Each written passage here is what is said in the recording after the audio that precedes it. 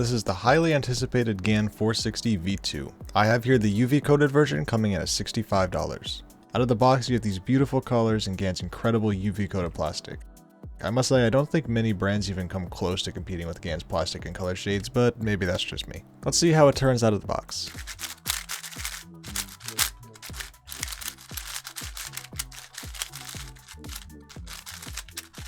Instantly, I felt the tensions were way off. The cube just felt like it was fighting to stay together in my hands, but I'll talk more about the tensions later because trust me, there's more to talk about with the tensions.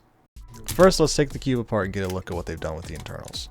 The first thing that you'll notice is that they have this double shell design going on in here, likely inspired by their 5x5 internals. It of course has corner to core magnets.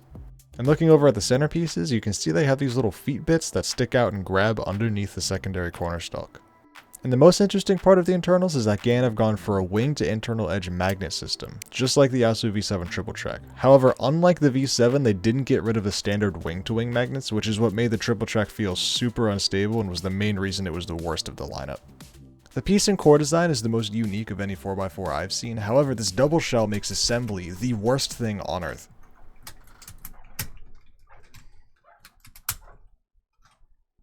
After putting the cube back together and doing some solves, I wasn't really satisfied with it. The tensions felt poorly balanced and the outer layers felt really unstable and uncomfortable to turn. But not many cubes perform well out of the box, so I wasn't exactly surprised. After I took the cube fully apart to clean out the copious amounts of factory lube, I reassembled and did an angstrom setup with Gravitas, Dignitas, and DNM. I went quite heavy on the Gravitas to try to fight the cube for more stability because I felt like I was going to need it. After the lube was fully broken in, I started the process of balancing the tensions, and this is where the first issue arises. When balancing 4x4 tensions, typically the looser the cube, the better the internal layers will turn, but your outers become unstable. And when you tighten the cube, your outer layers become stable again, and now the internals are super tight and blocky. In this situation, you just gotta tighten and loosen the screws again and again until you find the sweet spot right in the middle, where both your centers and outer layers feel good and you find the correct balance.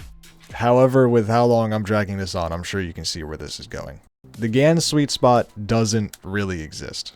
I mean, that's not technically true, there's a point right in the middle, but it does the opposite of what you'd want it to do. When trying to find that ideal sweet spot, you'll often find that now the cube has the worst of both worlds, where your centers feel locky and the outer layers are still unstable. This is unbelievably frustrating. The only usable tensions are either dealing with bad centers and bad outers at the same time, or going past the sweet spot and picking one of the two to be worse on purpose.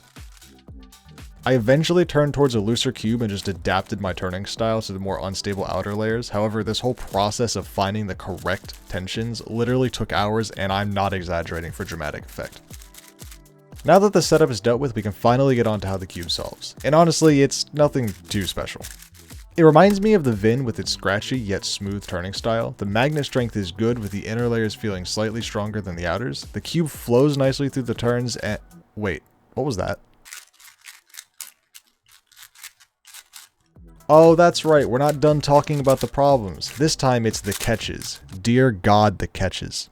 This cube has an internal catching problem when reverse corner cutting the slices. I don't usually talk about corner cutting on this channel because quite frankly it doesn't matter whether your cube can corner cut 30 degrees or 50 degrees, they all get the job done just the same. However, when the slightest reverse corner cut causes a complete internal locking nightmare, we have an issue on our hands. It doesn't look that extreme on video, but during solves, this is terrible. I suspect this tracks back to the vastly overcomplicated core that they copied from their 5x5. At face value, having a similar design sounds like a good idea because the 5x5 is an incredible cube, but 4x4s don't turn like 5x5s, despite having the same number of total pieces. 4x4's pieces are smaller and completely internal. They don't flow with the cube as well, meaning that if you have all these little contact points and pieces latching onto each other in a 4x4, you're bound to have issues with friction, catches, and lockups. I believe the core is way over-designed, and they'd be better off dropping the whole double shell thing for just a standard core. It'd be a much smoother experience.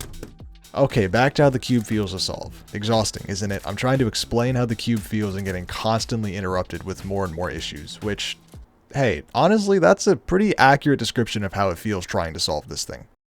Too many times to count during this video's filming process, I just looked over at my VIN or Yaesu and picked it up thinking, wow, this thing just works. So honestly, is this cube good?